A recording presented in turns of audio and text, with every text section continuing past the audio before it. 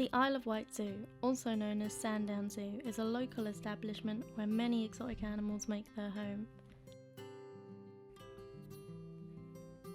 Many people visit the zoo all year round. They offer a wide range of activities here and also take on interns throughout the year, as education is a very important part of what they do. The daily activities the public can take part in include big cat feeding, lemur feeding experience and big cat training. Most of the animals here at the zoo span from vulnerable to critically endangered. These species face an extremely high risk of extinction in the wild. The zoo is well known mostly for its variety of beautiful big cats, lemurs and many other endangered species from across the globe.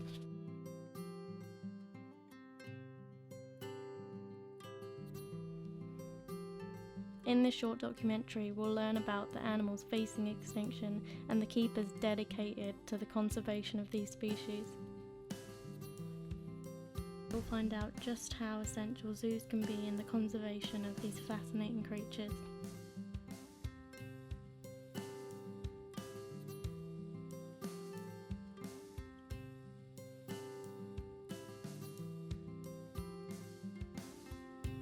I talked to the girls interning at the zoo and their colleagues to learn more about their personal experiences, their time there, and the human and animal friends they've made. Settler. Settler. Settler. That's it, good girl. So these animals are called coatis. They come from tropical regions of South America. This is Sattler up here. We also have Grant down on the floor. These guys have been rescued from quite harsh environments, and they were kept for the majority of their time in cat crates, so didn't have much space to move around at all. What we've built here, myself and Mariette, have built a climbing structure for them, because climbing is one of their natural behaviours, and we would in the wild they'd spend a lot of time up in the trees foraging and make nest building and things like that. What we're trying to do is encourage these natural behaviours and get them climbing as much as possible. Sattler's taken to it like a duck on water. She's really enjoying it. Grant, on the other hand, is a lot more nervous and is going to take a bit more persuading.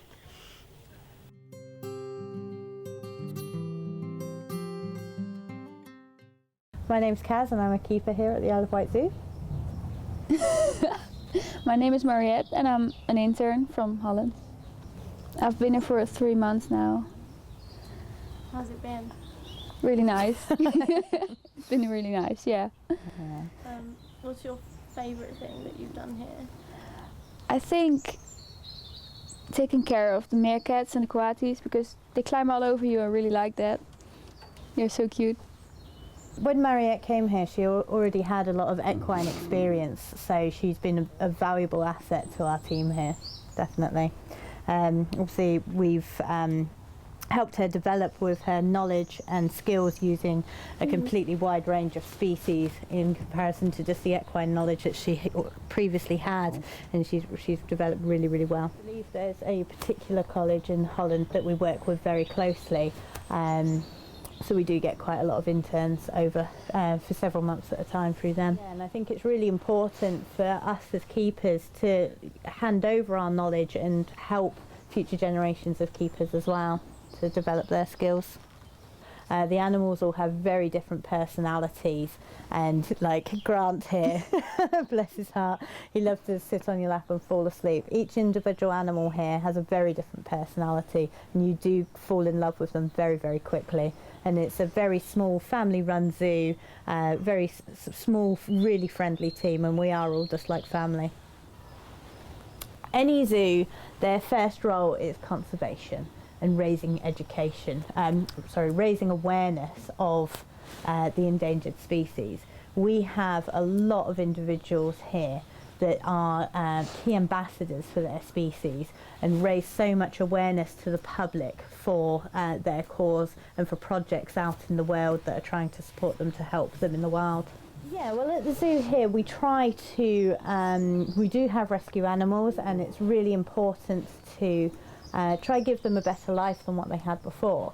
for example, when I was saying about the coatis here, we're used in a sort of, I want to say like travelling circus sort of show sort of business. And for the majority of the day and night they'd be kept in small crates, and obviously as you can see here, Grant is a lot happier snuggled up on Mariette's lap here. And I think it is really good to give the animals that second chance and to try and get them to show the natural behaviours that they would do in the wild. Definitely. Well, there's like a woman in our school, and we just got up to her room and we said we want to go abroad to do an internship. She was like, yeah, which country do you like? And I was like, well, England, Scotland, somewhere over there. She was like, oh, I know a nice zoo. So that's how we got up here. It's not a very strange language, so it's easier than France or Italy. I would definitely say that her English has developed very fast since she came here. Her English was quite good when she came before, but now it's brilliant. Definitely. He's sleeping. I hope I can go to university after this and maybe be a vet in the zoo. Just work with bigger animals, not only small animals. So yeah, I'm not done studying yet. I think it's gonna be very hard because I have to go back to school again, and I'm going to miss this, really. Yeah.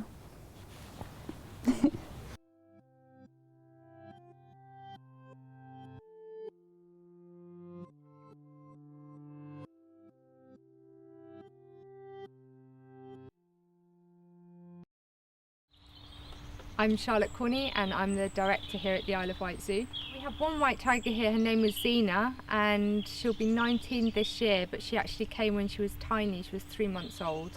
She was born at Longleat Safari Park, but her mum wouldn't raise her, so she came here and I became her surrogate mother. So it feels like she should be about to leave home, to be honest, but that's not on the cards. And she lives here with her older sister Zia, who's just walked past I think over here. She's 6 months older and she's not white, but she does have the white gene, so she's much lighter colour than a normal sort of orange tiger would be. So yeah, so Zena's her little sister, the white tiger. White tigers are, and it often surprises people that they're Indian tigers, they're not snow tigers, they're not from Siberia up in the northern part of their Asiatic territory. They are actually just Indian tigers have gone a little bit wrong due to a genetic mutation that's affected their coloration. So they're not albinos, they don't have pink eyes, they have colour in their eyes and obviously they have stripes on their fur, so they're not albinos, but they are just ordinary orange Indian tigers that have come out the wrong colour. The last one seen in the wild was shot dead, unfortunately, in 1958. But before that, in 1951, there was a white tiger who was captured from the wild, and he was bred from, and that's why we still have white tigers in zoos today, because of that one white tiger called Mohan who was captured from the forests of central India in 1951. The animals are my world, to be honest. There's no differentiation between my family, friends and the animals. They, you know, I do feel my role with these particular tigers has been very much as their guardian, you know, their parent in a way. So Zia here came to me at a day old. She was literally this big. I was 19 years old and I was just about to leave to go to university. And my dad, who was quite a strategist, I think, said, right, either you go to university or you raise this tiger. So I thought, okay, I'd defer. I raise a tiger, maybe I'll go next year. Then Zena turned up.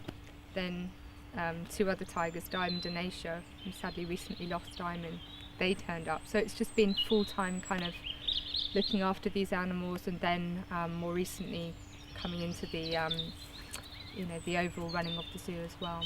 Certainly having interns here has always been on our agenda, because we really like to act as a centre for training, and our education officer Tracy, she has been instrumental in making the right contacts with the right places, and obviously in Holland there's a really fantastic college there that we've got a good relationship with.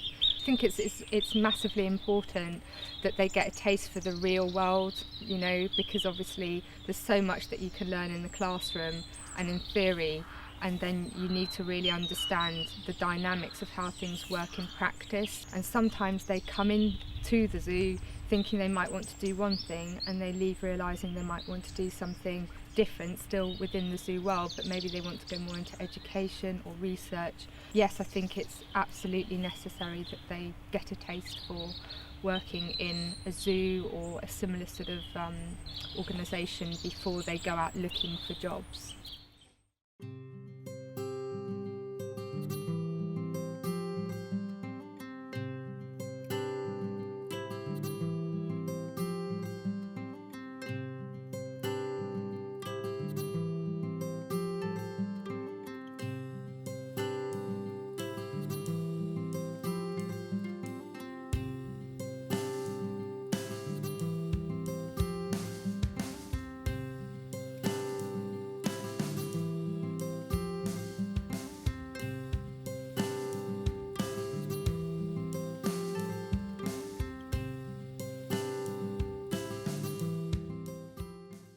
These guys come from the northeast of Madagascar. They're critically endangered, and we're not breeding them because we don't know if he's got a genetic condition, so we were very lucky to actually get Bonnie as a companion for him. They get on really well. He's got some form of epilepsy, so he's on medication twice a day. Really good about taking his tablets. He just crunches them up, holding his tail like this just in case he gets inspired to go to the toilet on me. Don't go to the toilet on me. Hello, Bonnie. Quite sad, all the problems they've got in Madagascar. They've lost around about 85% of the entire forest, and 95% of the 103 different species of lemurs you get are actually threatened with extinction at the moment, which is really sad because lemurs do make up 20% of the world's primates, which is quite incredible because you only get them on Madagascar. Such a diverse group of primates, and they're all pretty much threatened with extinction. They are primates, they're not monkeys though, they're related to monkeys. And this is her mum on the other shoulder there, and Charlie, she's 3 years old now. And then we've got Granny at the back, who's around about 10 now, a Darla. So really, really quite sweet. Also a bit naughty with anyone else coming in here. Particularly Mitzi, he's taken a distinct dislike to just about everyone. You find your own grapes, Mitzi? Yeah. Very naughty. They evolved long before monkeys did.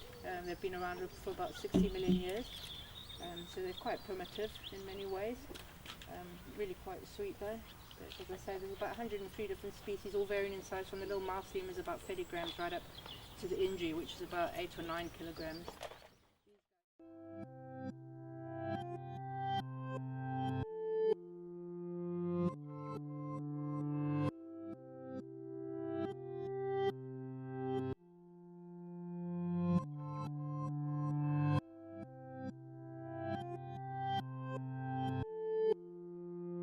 I'm sad because we've met some great animals here and some great people, so we're gonna miss them. What's your favourite thing that you've done here at the zoo? There are a few things that were really great. We got to train some of the big cats, and to be so close to them, that's really good. I know. And well, getting in contact with so many animals, that's been great. Yeah.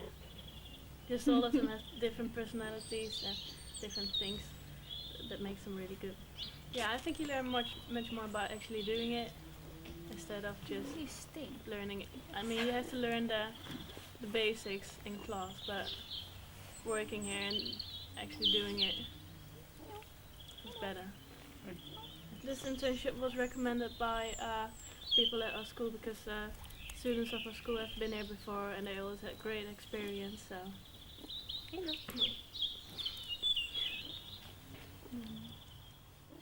This is why I love meerkats.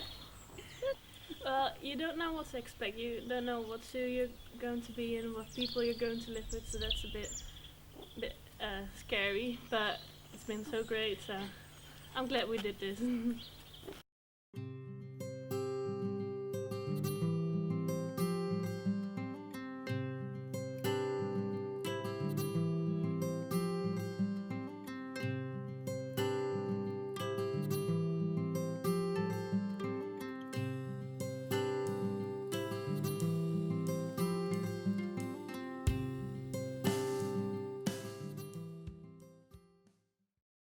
Hair attention. Okay, good afternoon everyone. My name's Kaz and I'm the cat keeper here. Oh. What you're going to see is some training, big cat training. What we do, this is for health purposes. I ask them to put parts of their body up to the fence, like their nose, their paw, anything like that.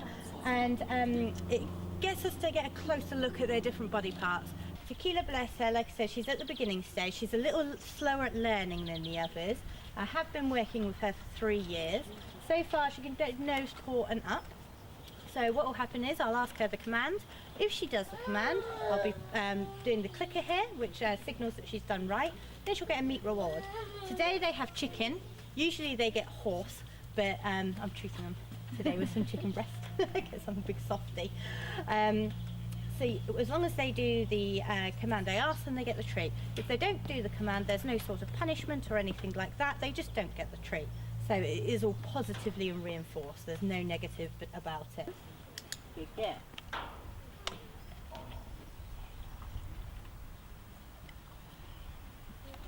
Tequila paw. Good girl. There you go. Might not have got that back then. Good girl. Slowly nose. Good girl.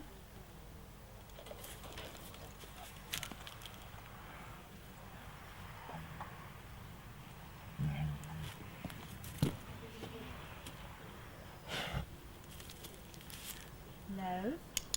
Good girl.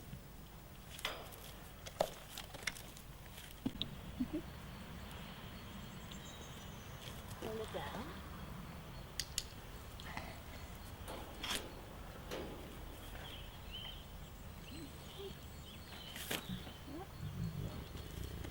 Ready? Lola. Lola, up. Up.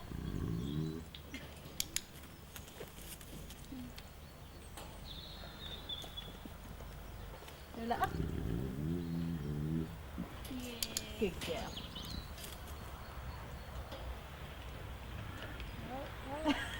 Spinning. Get it. Pull it off with the pen. Okay, so if you want to pick up the target to begin with, so nose, paw, maybe do 2 of each sort of thing. Nose twice, paw twice, obviously hold it about level. Okay? Okay? Yeah. Loud and clear as you can. Lola. Yeah, yeah. Okay? Lola nose.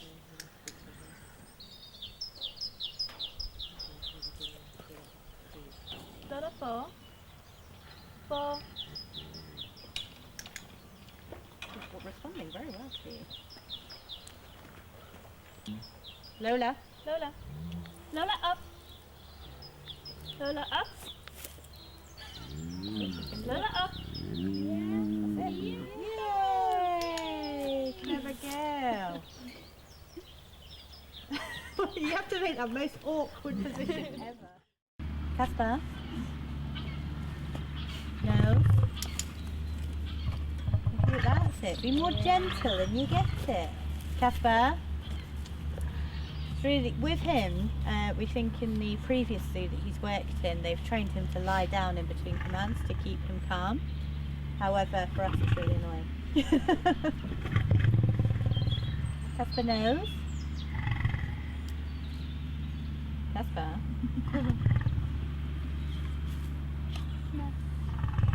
Casper nose.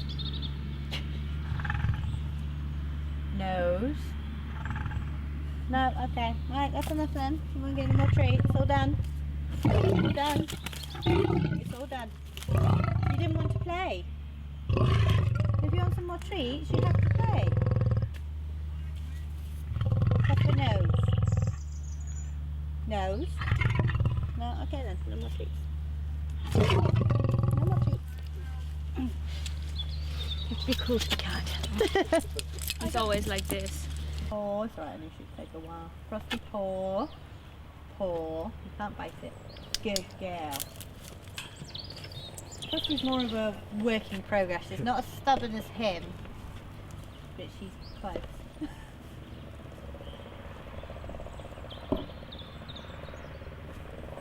Frosty nose.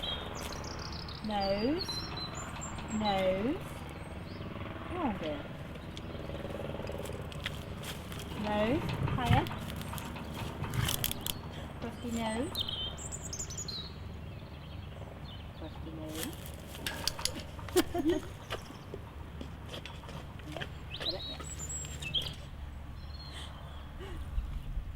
Crusty nose. Good girl. Come running to the chicken and she's really gentle taking Yeah, it it's off. interesting, isn't it? She looks like she's going to be really forceful, but she's actually really gentle taking it off the stick. Paw. Crusty paw. Good girl. That was pretty good. She always seems to do nose first, and if it doesn't work, then she does paw. Crusty paw. Good girl, that was better. And one more time. Crusty paw. Good girl, look at that. Crusty nose. Nose. Good girl. I just discovered there's some chicken there. Cheeky bugger.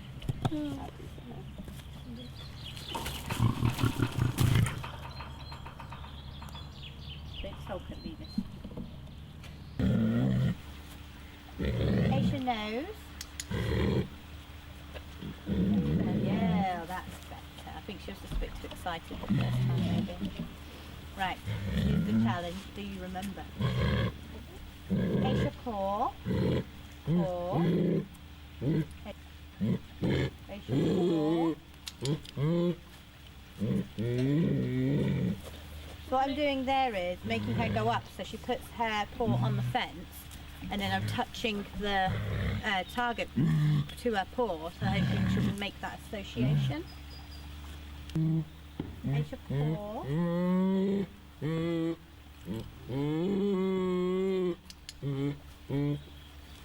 Ace your nose. Good girl. Paw. You can give her another. So straight from school I went into working in an office, and then I became an administrator, and I did that until the age of 25, and then I decided that I wasn't happy doing that anymore. And I've always absolutely loved tigers, and and always dreamed of working in a zoo, but I thought it wasn't a realistic goal and it would never happen. But then I decided, oh, you know what, I'm going to give it a go, and went to college, did my diploma, and then went to university, did my degree, and I did internships here alongside it.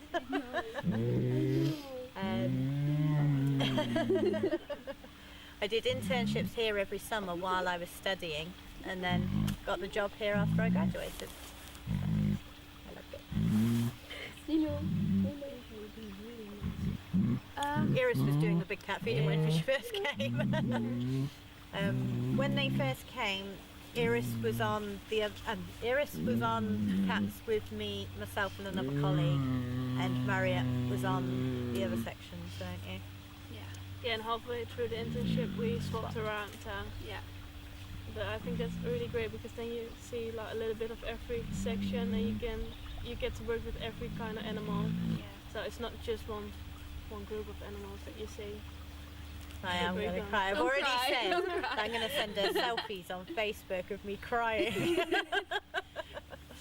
Yeah, it's just we've never felt so at home at an internship before. So it's like not only the animals are great, but the team is great, and they really make you feel at home, even if you're like miles away from your real home. Yeah. So that's really good. We can't look into a glass ball and we don't know what the next 100 years, 200 years are going to hold for a lot of these sorts of endangered species that we're looking after here. It could be that the pressures from the human dominance on the planet are just too great, and that nothing that we can do now, because time is so short, we've got so few of these animals left in the wild, maybe we've gone past the time that we can actually save them, if you like, in the wild. And obviously they have lots of pressures from the direct killing and poaching to loss of habitat. So you can feel sometimes like it's a drop in the ocean. People come to us, we try to share our animals with them, and we try to enable them to access information about what's happening in the natural world, and feel something on an emotional level that motivates them to care more and change maybe their attitudes and behaviours. So our mission is very much about awareness at the zoo. So all we can do is our best at the moment. I think the same for all zoos. We do our best with the resources that we have, the knowledge that we have, the technology that we have, and then we have to leave a certain amount to fate. But if we did nothing, then of course we're setting ourselves up for failure. So at least there's a chance that we might succeed. It may not be for tigers, you know, it may be for other animals. My hope personally, of course, is that we can still give tigers a future in the wild.